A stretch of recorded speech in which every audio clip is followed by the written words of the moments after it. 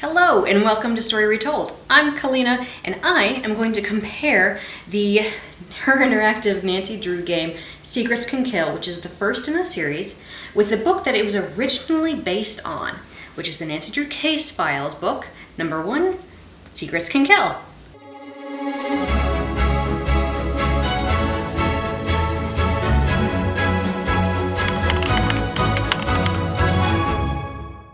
Now, I'm not going to go over the differences between the original Secrets Can Kill game released in '98 with the remastered version, which was released in 2010. I'm going to save that for a different video. Caution, spoilers ahead for both the book and the game. The location of the book and the game stories are different. In the book, it was originally set at Bedford, which is a nice town 15 miles outside of River Heights, at Bedford High School. Nancy's home base is her home in River Heights. In the game, it's set in Paseo del Mar, Florida, where Nancy's home base is her Aunt Eloise's house. Dear Dad, who would have dreamed taking a semester off to visit Aunt Eloise in Florida would result in another case? The book takes place in modern day when the book was printed in 1986. And the game also takes place in modern day around 1998. There weren't too many differences in technology and the times between the two stories. Here, Nancy is called by Principal Parton, who knows Carson Drew, her father, and asks Nancy to come on this case and go undercover to help figure out why there are 4 broken lockers, missing files from the teacher's office, or what happened to the missing video lab equipment. That's the initial case. Later in the book, about halfway through, is when the murder happens, and then it becomes a murder investigation. And here, it starts off right away with the murder investigation. Seems a student was murdered at the high school last night, and Daryl Gray, the student council president, found the body. When Aunt Eloise heard, she rushed me right over and introduced me to the principal. He asked if I would try to find out who did it and why. So it's undercover I go. The characters and the suspects are a little bit different. Originally, Principal Parton has Nancy put in contact with at least one student who knows she's undercover, and that is Daryl Gray, class president. My only contact is Daryl, so I'm off to solve a murder. He can introduce Nancy to all of the key suspects and students. Just like in the game, Daryl Gray is also the same contact. He knows Nancy is undercover and investigating the case. I'm Daryl Gray, Renaissance man, short order cook, student council president, and professional escort to pretty new students. And yes, in both the book and the game, Daryl is a flirt. You're amazing. You've got a mysterious quality I find very intriguing. Mysterious? You seem different from the other girls. I think I'm going to enjoy being your contact. And in the book, it goes even further. Nancy and Daryl have a spark between them, and there is some romance and some kissing scenes with them as a couple multiple times in the book. For those of us who are true Ned fans, in the game, Nancy is dedicated to Ned, and she tells Daryl that she's seeing someone. Daryl, you should know I'm involved with someone. I've been seeing him for a while. His name is Ned. That's cool. I always like to check out my options. Daryl is described similarly in both the book and the game. He has blonde hair and stunning blue eyes. However, in the book, Daryl does not have a job. I flip burgers here at Maxine's. Of course, that's when I'm not making groundbreaking decisions as student council president. He is from a wealthy family, and his dad is a businessman, but Daryl does drive a Porsche 911, just like he is mentioned in the game. However, in the book, his Porsche 911 is black. In the game, you briefly see his car is red. Maxine's Diner, although it's a good spot to investigate and hang out in the game, it is not in the book. The closest it comes to in the book is one brief scene at the Red Caboose Diner, which is a meeting spot for the criminal and Daryl. because it is conveniently placed right in front of an Air Force defense plant. In the book, team captain of the football team is Walt Hunk Hogan. In the game, he is Hector Hulk Sanchez. Still the captain of the football team, though. Whoa, a new girl at school. Do you realize what destiny has brought you today? Yours truly, Hector Hulk Sanchez. The character Hal Morgan is a character who is just described as being the brainy student who is on his way to big league schools. In the game, he's a little bit different. Yes, he is the class brain, and yes, he's trying to get into a big school, but he's an exchange student from Japan, and his name is Hal Tanaka. Hal Tanaka. Actually, my first name is much longer than that. But I want to fit in here in America, so I chose Hal as my nickname. I'm a Japanese exchange student. Connie is probably the most different between the two stories. In the book, she's described as pudgy and a loner. In the game, she is an athletic girl who is into judo and is kind of a tough cookie. Hi, I'm Connie. You're not from around here, are you? Now, the murder victim. In the book, his name is Jake Webb and is described as a creep with dark hair.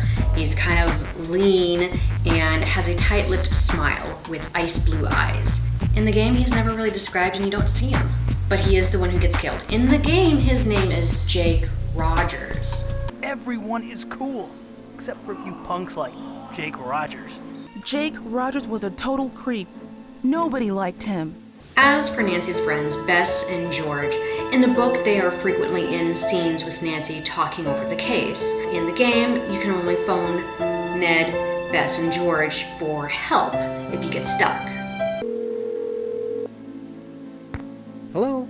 Hi, Ned. I'm in a jam. Do you think you can help me out? Nancy, I don't know how else to help. Just be careful, okay? Ned shows up towards the end of the book, and he does play a vital part in helping catch the culprits. While at the high school, Nancy does do some snooping in both the book and the game. A lot more so in the game because it's interactive and you get to do it yourself. Nancy also breaks into Jake's locker, just like in the game. Nancy never goes to the library here, but she does go to the video lab, and that's where she finds the cassette tape, the recording, which is labeled I Spy. Jake, in both stories, did the exact same thing. He used video equipment to spy and record all of the suspects with their dirty secrets, and he blackmails the students into doing his bidding in order to get things that he wants. He likes being the top dog. He likes being in charge. He likes to make money. The crimes he recorded for Hank Hulk was that, yes, he has a football injury that he is hiding because he wanted to get to the all-school championship game in order to get seen for potential college scholarships. However, in the game, it goes even further with him stealing steroids to help him through his injury. He records Hal copying an essay. In the book, it's the SAT answers that he had copied. I like the difference that the game and the book have for Connie Watson. In the book, Connie is a little bit of a klepto. She has a problem stealing things that she likes. In the game, it's totally different. Connie is secretly a judo master and disguises herself, masks herself, so that she can enter the men's tournament, which has a much bigger prize winnings. That is her biggest secret. Now, in the book, the videotape kind of stops there. Daryl actually watches the videotape with Nancy up to that point. It isn't until later that Nancy rewatches the tape that there's actually more footage later on that Daryl didn't see, and it's footage of Daryl. Nancy's contact is also a criminal of sorts. Now, in both stories, Daryl was delivering something to Mitch Dillon just to make money on the side because he's in debt. In the book, it is spy information from a plant that he is delivering to the Russians.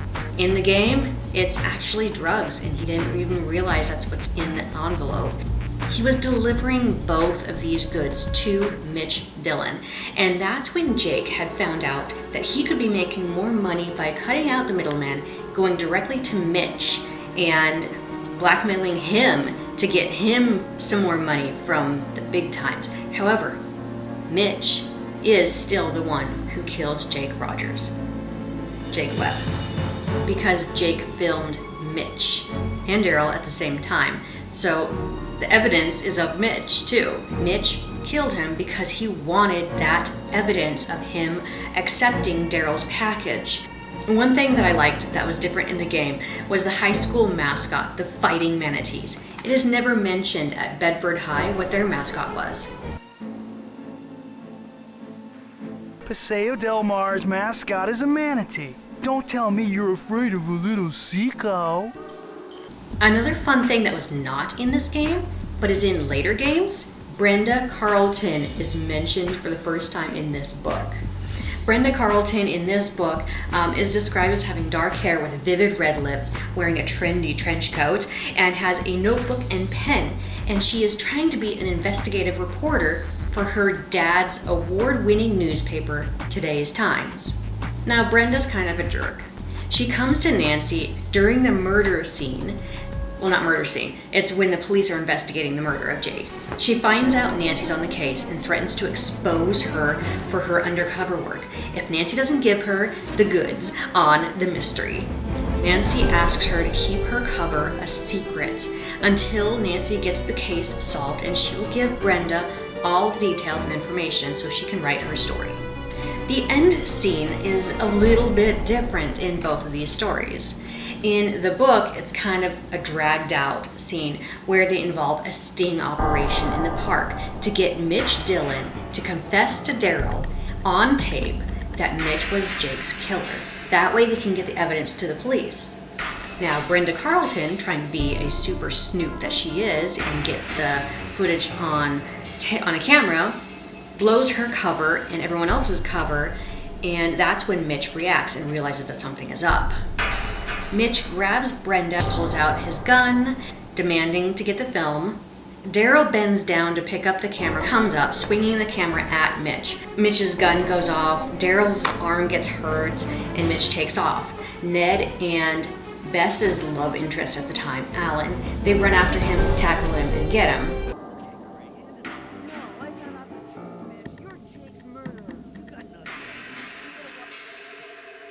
While in the game, Mitch and Daryl scuffle.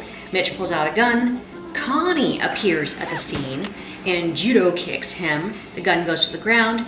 Mitch, Connie, and Daryl are scuffling, and it's up to Nancy to pick up the gun and point it at Mitch. It's all over for you. Have you read the book, or have you played the original Secrets Can Kill, or both? Let me know what your thoughts were on the stories. If you've enjoyed both, let me know what your thoughts were on the comparison and the adaptation of the game. Thanks for watching, and I will see you in the next video.